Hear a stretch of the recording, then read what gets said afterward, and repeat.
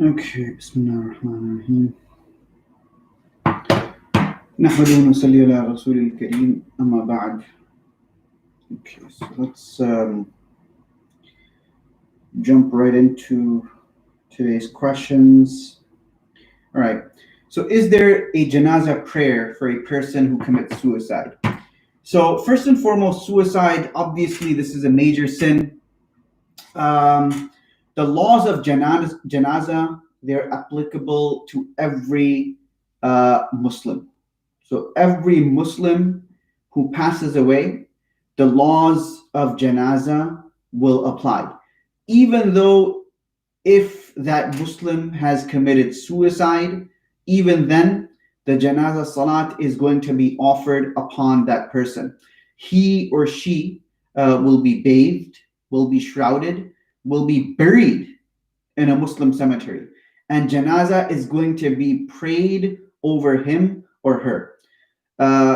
So janazah, this is something that has to be done on every single Muslim male or female, even if that Muslim male or female has committed suicide. All right.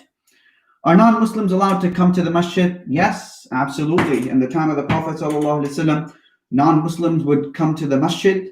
They would speak to Rasulullah ﷺ. So there is absolutely nothing wrong with non-Muslims coming to the masjid. According to Abu Hanifa, rahmatullah alayh, it's absolutely permissible. There's no karaha in a non-Muslim coming to a masjid, visiting a masjid. There's no karaha whatsoever. It is not undesirable. It is not repugnant. There's absolutely nothing wrong with a non-Muslim coming to a masjid and witnessing Muslims praying, or just coming to the masjid just to look at the masjid. What's inside. People are curious. There's nothing wrong with that, and this is actually a good form of da'wah as well. It's a good form of tacit da'wah, where you invite your non-Muslim neighbors to the masjid. Have them check out the masjid and everything. Just to give them that that peace of mind that the only thing that we're doing over here is offering our salat. Otherwise, who knows what our non-Muslim neighbors are thinking about Muslims and their masjids. What are they doing inside? So it's a good opportunity for da'wah to allow non-Muslims to come in just to witness what we're doing, show them around, give them kind of a tour, that this is what the mihrab is, this is where the imam stands, this is where people stand. There's always barakah and blessings when it comes to anything that is Islamic. I think I've mentioned this story before, where I think it was a German or something. So he was watching the Hajj. One of his Muslim friends invited him to watch live Hajj, and everybody was doing tawaf. It's very hectic over there in the Haram. Everyone is doing tawaf, and those who have gone for Hajj or Umrah in the month of Ramadan, you'll know exactly what I'm talking about. There's huge crowds over there, possibly in Ramadan even more than Hajj, because you still have in Hajj, people distributed between the Haram and Mina, as well as Muzdalfa. So it's very hectic. The point is that Haram during Hajj times as well as in Ramadan, very hectic. So people are doing tawaf. So his friend asks him that, hey, how long do you think it's going to take for everybody to get in rows? So the guy's like, oh, it's going to take days. There's about 300,000 people over here. Maybe more, 500,000 people. So maybe even more. So he's like, I'm going to tell you that it's going to take them literally a minute for them to get in line, right? Right when the iqamah is called. So he's alluding to the iqamah. He goes, right when when the call of prayer is made, everybody's going to get in line within a minute. So he goes, that's impossible. He didn't believe it. So lo and behold, iqamah is called. Everyone gets in line. Less than a minute, everyone gets in line. The imam, and he's just looking flabbergasted. He's just looking And he's just amazed by this. And this led him to accepting Islam. This person accepted Islam just by looking at what was going on in the haram, that people got into line so quickly. And there's more than 500,000 people over there. In the month of Ramadan, there's probably a lot more than in Hajj, because everybody is just jam-packed in the haram, especially the last 10 nights, jam-packed in the haram. Up, down, basement, wherever you go. At least during Hajj season, as I said, people are in Mina. They're still kind of chilling out over there. Or they're in Muzdalifah, they're taking their own sweet time. So yeah, this person, this led him to accepting Islam. This is the barakah this is the barakah of Islam. So if we invite our non-Muslim neighbors to the masjid, there's nothing wrong with that. Absolutely, it should be done. Okay. Let's see. Yes, go ahead. Ask your question. You can write it down. I'll just respond to these questions, and I'll get to your question. Okay, Islamic ruling of liposuction. So liposuction is the surgical removal of excess body fat, lies under the skin. And liposuction, it's not permitted for beautification or cosmetic reasons. We should be happy with the way we are. Allah subhanahu wa ta'ala created us. Liposuction will be permitted if there is a genuine medical need. If there is a genuine medical need, and if a reliable physician advises us that it's best to have that excess fat removed for health reasons, it's fine. Nothing wrong with it. But just to do it for cosmetic reasons or for beautification, I don't think that would be okay. It's better to refrain from liposuction. As I said, if there's a genuine medical need, go ahead and do it, provided that a reliable physician has advised you that this should be done, and your health is at stake. Okay. There are a hadith where the Prophet ﷺ, he permitted certain things that were otherwise prohibited for people to use. In the compilation of Abu Dawud, Nasa'i, and Tirmidhi, there was a companion by the name of Arfaja ibn Aswad, and his nose was damaged in one of the battles. So he replaced it first with silver. It didn't take. Then he replaced it with gold. And this was with the consent of the Prophet ﷺ. And gold is permitted. Gold is not permissible for a man to use. But in this circumstance, it was permissible because there was a genuine need and necessity. So this permission was granted despite gold being unlawful for men. If liposuction is necessary and there's a genuine medical need behind it, reliable physician tells us that you should have it, okay, go ahead. But in normal circumstances, no, it's better to refrain from it. All right, playing the viola or violin for the purpose of seeking knowledge. I don't know how. I don't actually know how music works when it comes to seeking knowledge. It's a little bit strange, but musical instruments, according to the vast majority of the scholars, it's not permissible. According to the vast majority of the scholars, music is not permissible except the deaf. The deaf is permissible. Drums, they are permissible, but any other musical instrument, according to all four madhahibs across the board, it is not permissible. So the viola or violin or piano or trumpet or any of these musical instruments, I don't know how they can be used to seek knowledge, really. I think the questioner has to explain further how exactly the viola or violin can be used for the purpose of seeking knowledge. But the general answer is that musical instruments, as I said, vast majority of scholars, they don't permit it, they don't allow it, they consider it as unlawful. Yes, there is a small group of scholars that do allow it. They allow all musical instruments. They allow throat singing and God knows what else they allow. But this is a fringe group of scholars. As I said, you're always going to get aberrant, atypical, isolated opinions here and there. You can literally find an opinion on anything if you want. If people are really out there fatwa shopping, then you can literally find a scholar saying exactly what you want. That's why it's important to, find yourself a reliable scholar, stick to that reliable scholar, and don't go fatwa shopping. Right. Let's see. Killing mice and pests. Yes, it's permissible to kill mice and pests, provided that the animal doesn't suffer. Right. So you can't take your time in killing mice, in killing whatever pests are plaguing your yard or your house or whatever. It should be done in one shot.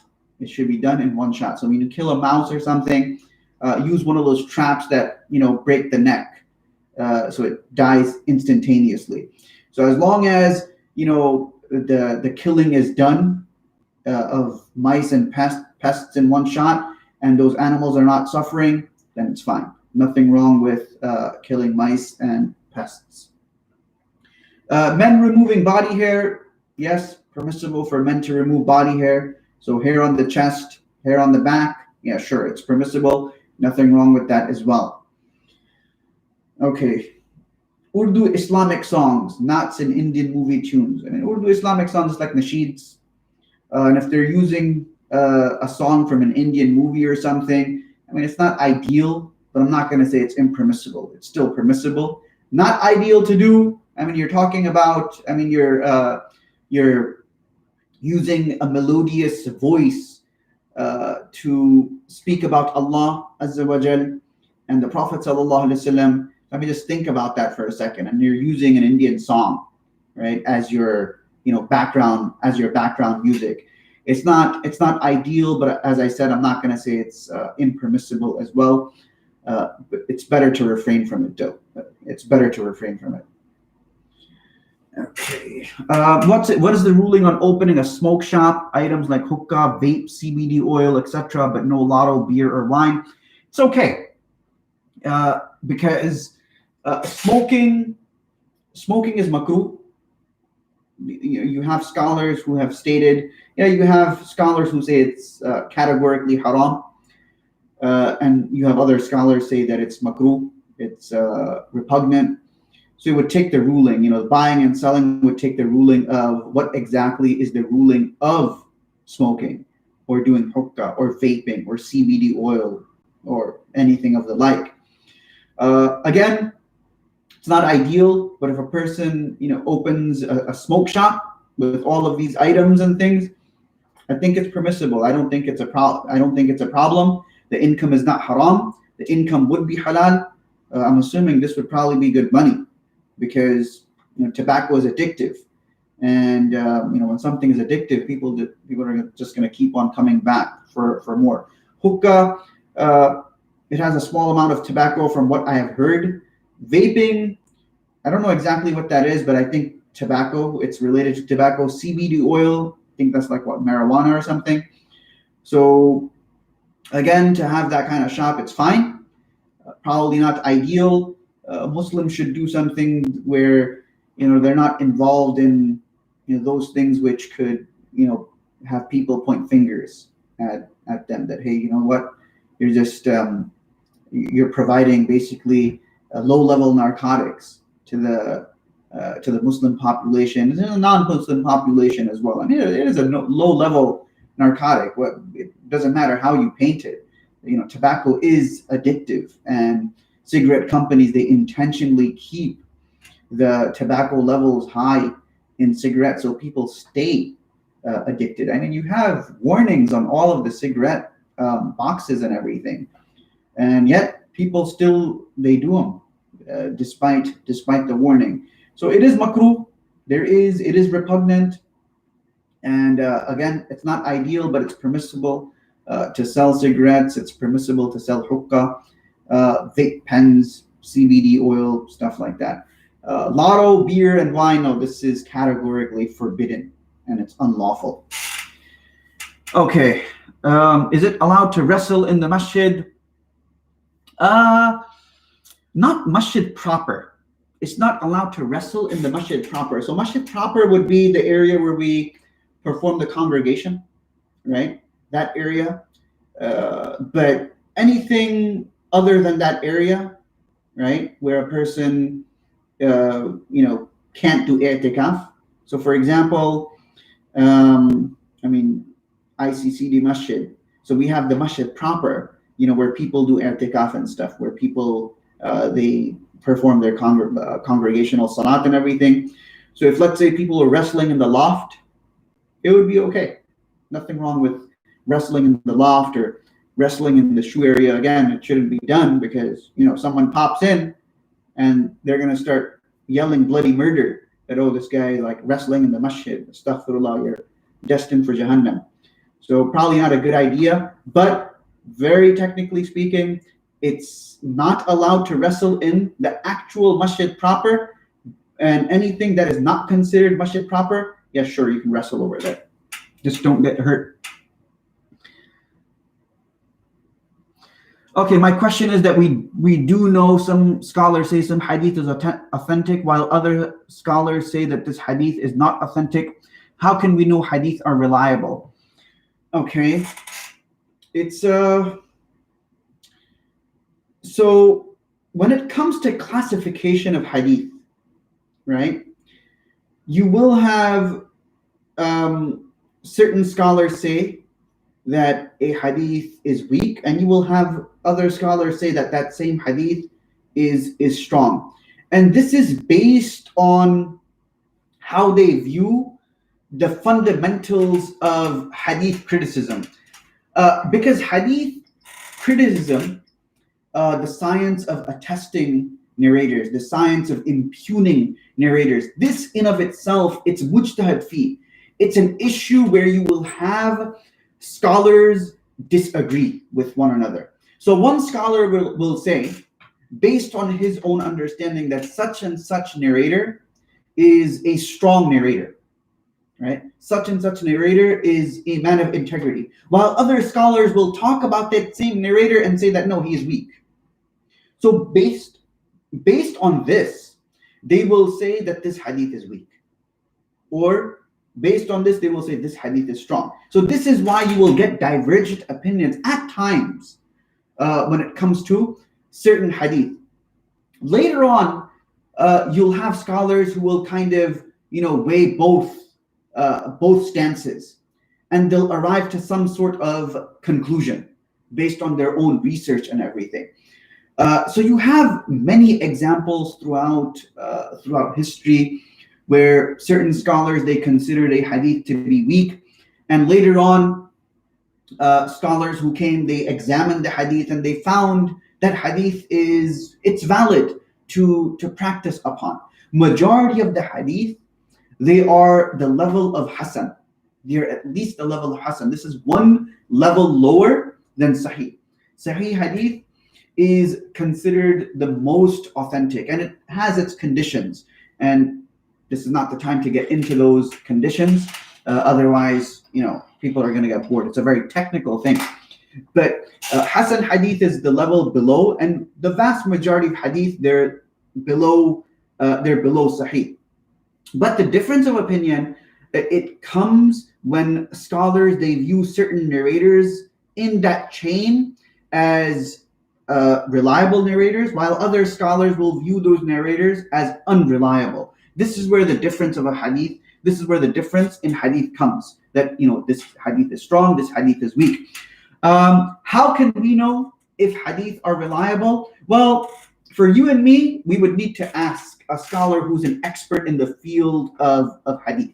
We would need to speak to a scholar who is an expert, who understands the science of criticism and attesting narrators. He understands the nuances of hadith criticism. He understands the nuances of how the muhaddithun, they viewed hadith, and how the fuqaha, the jurists, viewed hadith. Because the criteria of the jurists was different than the criteria of the muhaddithun.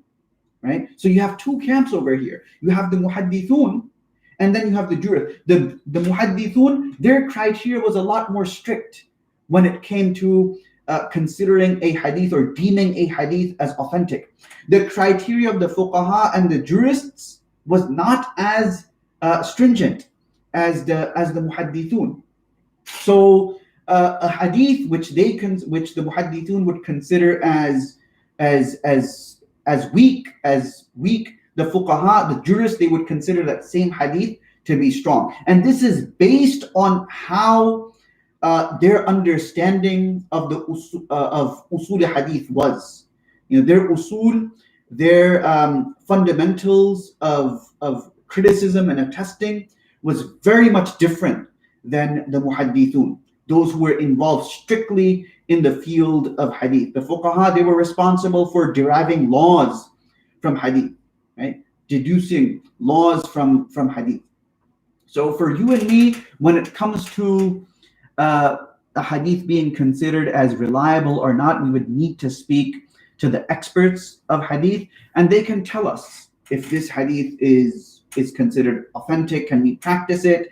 Can we bring it into our lives?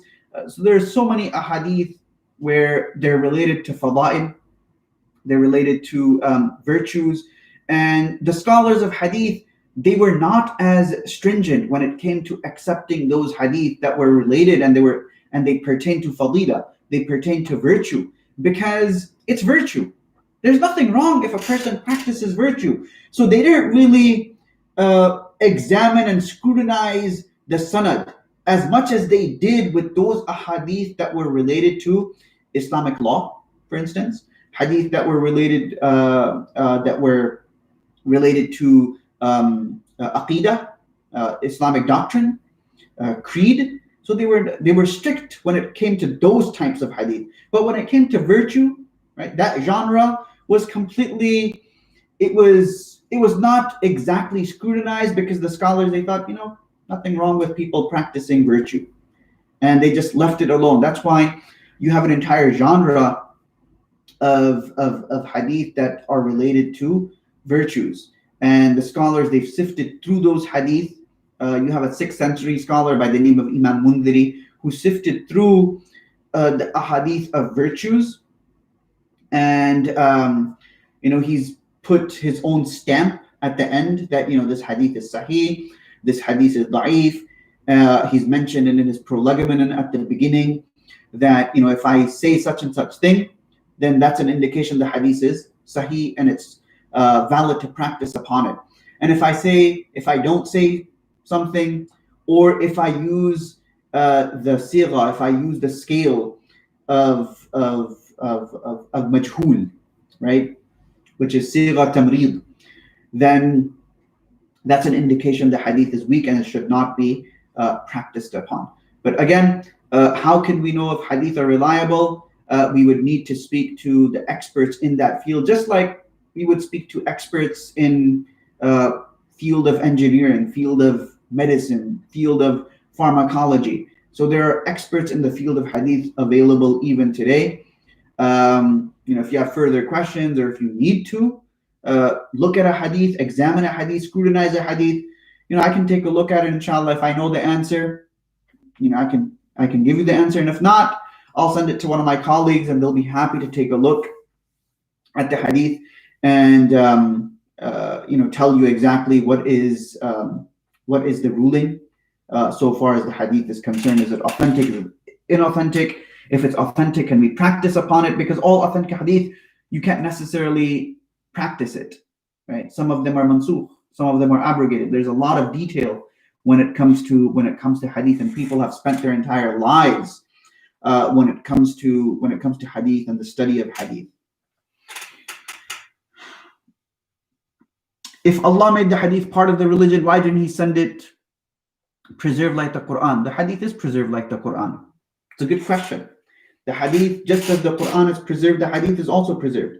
Why is it that there are volumes and volumes of biographical entries on narrators? And the only reason that I can come up with is because it's preserved. The scholars, they went out of their way to write, write the entire biography of these narrators so that later on scholars can examine those chains. So there's 50-volume books just on the biography of these narrators who narrate hadith. So yes, I would say that hadith is as preserved as Quran. Quran was a little bit different. The Quran, preservation of Quran was very much different than the preservation of hadith, right? It's just that hadith, writing hadith, people, they mentioned that, well, hadith writing, it didn't really take place until much later after the Prophet ﷺ. This in of itself, it's problematic. No, that's not true. Writing of hadith was in vogue in the time of the Prophet ﷺ. This was in vogue while the Prophet of Allah ﷺ was alive. And then you have in Hajjatul Wada, where a person asks the Prophet ﷺ that I would like this sermon to be written. And the Prophet of Allah ordered someone that uktubu li Abi Shah, write it for Abu Shah. Right? Write it for Abu Shah. So yes, the preservation of the Quran, it was on another level, but the preservation of hadith, that too was there. And people were scrutinizing hadith in the time of the Sahaba. In the time of the Sahaba, in the time of the companions, they were critiquing hadith. I mean, this is just amazing to fathom. So those people who say that, well, why is it that hadith are not preserved? Absolutely, they're preserved. Hadith are preserved, but not on the same scale as the Quran is preserved. But you have hadith criticism as early as the companions' time, where they're critiquing hadith. You have the tabi'een critiquing hadith. You have the taba tabi'een critiquing hadith. And then you have later scholars who wrote entire biographies just on the narrators of hadith, so scholars can examine those narrators at their own time, and put a stamp on the hadith that, okay, this narrator is such and such, this is who he heard from, these were his contemporaries, this is what his contemporaries said about him, this is why we should accept him, this is why we should not accept him. They wrote everything about specific narrators. So it baffles me when something as nuanced as this, people, they make the claim, not you specifically, but people make the claim, well, hadith is not preserved. Of course, absolutely, hadith is preserved. And Allah subhanahu wa ta'ala has mentioned it in the Quran, إِنَّا نَحْنُ نَزَّلْنَا الذِّكْرَ وَإِنَّا لَهُ لَحَافِظُونَ. If hadith was not preserved, then can you tell me number of rakats where it is mentioned in the Quran? Right? There's no place in the Quran where the number of rakats for the salawat are mentioned. There's nothing in the Quran where how much zakat we have to give is specified. There's nowhere in the Quran where the method of Hajj is highlighted by Allah Azza wa Jal, that what we need to do first. Nothing like that. We need the hadith to understand the Quran. So when Allah subhanahu wa ta'ala says we preserve the Quran, Allah subhanahu wa ta'ala is also alluding to the fact that the hadith too are preserved. This is why Islamic law, the preservation of Islamic law is it's preserved based on the importance of the Quran and based on when the Quran speaks about certain aspects of Islamic law, because that Islamic law cannot be understood without hadith. Hadith has to be there for the Quran to be understood, specifically the verses that deal with ahkam, the verses that deal with injunctions. One needs hadith to understand those injunctions, understand the murad of Allah Azza wa Jal, because Rasulullah Sallallahu Alaihi Wasallam was sent with this responsibility to ensure that the Quran is thoroughly understood by the Sahaba and those who came after. And the only way to do this would be the science of hadith. What are your thoughts on the Muslims supporting the LGBTQ community? I mean, when it comes to what kind of support are we supporting? What exactly are we supporting? Are we supporting their freedom to be who they are? I mean, as Muslims, our Quran is pretty clear. when it comes to homosexuality, that this is considered a sin, right? But that doesn't mean that we need to ostracize people, we need to cuss people out and use, poor language against them. We respect them as human beings, but we dislike their actions. Their actions are repugnant, and there's no shame in saying that. There's no shame in saying that their actions are repugnant. So I'm not entirely sure what you're trying to say over here with Muslims supporting LGBTQ community. I mean, are we saying that? Are we saying that? Hold on. Right. Are we saying that we're okay with their lifestyle? Because no, we're not okay with their lifestyle. We consider that lifestyle to be a sin. And this is what Allah subhanahu wa ta'ala has mentioned in the Quran about homosexuality, that it's considered a sin. It's fahish, it's immoral, it's indecent. But as far as supporting the LGBTQ community when it comes to their lifestyle, that's not something Muslims can do. Yes, I understand that they support us, right? Because we're a minority in this country, and they too are a minority. So we feel that we need to, they rub our backs, we rub their backs. No, we don't need to. We don't need to do that. We don't need to. We should be proud to be Muslims, and we should explain our stance that this is our belief. That doesn't mean that we're going to say that you're destined for the hellfire or something. We don't say stuff like that. We say that this is a sin. This is between you and Allah. This is between you and God, right? I have to go to my grave. You have to go to your grave. And we're going to be dealt with based on how we lived our lives in this world. This is how Allah subhanahu wa ta'ala is going to deal with us. We don't need to, get into that, oh, you guys are, destined for hell, and you're going to burn in hell, forever, in perpetuity, your eternal hellfire, give a fire and brimstone, diatribe, all of that stuff. I mean, this is inappropriate. We speak our stance, we say our piece, and khalas, we leave it at that. There's no need to get into long-winded arguments. If somebody says that, why don't Muslims support LGBTQ communities? We say it's a sin.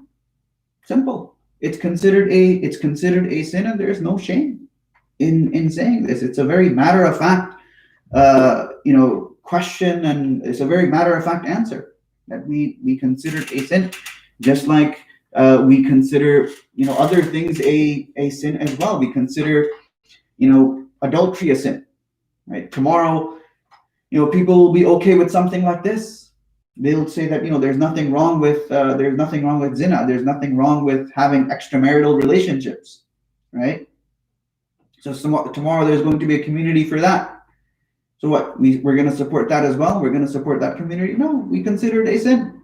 That too is a sin, just as being homosexual. It's actually, I should say, acting upon one's homosexual tendencies. Right? This is considered a sin. Having homosexual tendencies, right? This might be, there's no mu'akhadha for this, right? There's no mu'akhadha for it. Allah subhanahu wa ta'ala is not going to hold you accountable for having these feelings. A person can have these feelings. This is possible. A person can have these feelings, but acting upon these feelings, this is when it is a sin. This is considered a major sin. But as long as a person suppresses those desires, that person, inshallah, will be rewarded. What is the ruling on the beard in Islam? Okay, so the beard in Islam, no scholar is going to say that the beard is a bad thing. All of them, they are going to say that having a fist-length beard, this is a good thing. And one should keep a fist-length beard, right? This is afdal. However, there's a difference of opinion among scholars that what is the length of the beard. So you have some scholars who say that whatever looks like a beard, as long as it looks like a beard, it's a beard. It's considered as a beard, and it's considered to be following the sunnah. You have Imam Shafi rahmatullah alayhi who mentions that shaving the face, this is makruh, and there's no sin if a person does this. Yes, the level of censure is there, right? Censure is there, but it's not considered a sin according to Imam Shafi. But as I said, all of the madhahib, they all mention that having a fist-length beard is a good thing. Keeping it shorter than that, there's a difference of opinion, right? There's a difference of opinion. And shaving the beard, according to Imam Shafi, rahmatullah alayhi, this is not considered a sin. Right? Yes, the censure is there, but Imam Shafi does not consider it a sin. So there's a lot of difference when it comes to the beard. The beard is a very hot topic amongst traditionally trained scholars and scholars that have been trained in the Arab world. The scholars from Indo-Pak, Bangladesh, they're probably a little bit more strict on this because I would say it's because of colonization. The English, they came in, they had long mustaches, and they didn't have any beards. So obviously, when you have colonization going on and everything, people are going to rebel. So the scholars, they would say that trim your mustaches and keep your beards long to oppose the British. So it stemmed from that strictness and everything. It stemmed from that. Otherwise, even according to the Hanafi school, keeping a fist-length beard, it's difficult to say that it's wajib. It's very difficult to say it's necessary.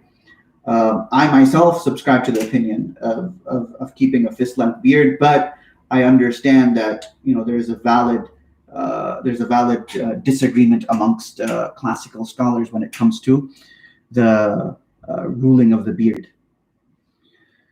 Okay, any other questions before we break today? No? Are we done for today? Okay. Okay, inshallah. So we'll continue next week. Jazakallah khairan for everyone who stopped by. Inshallah.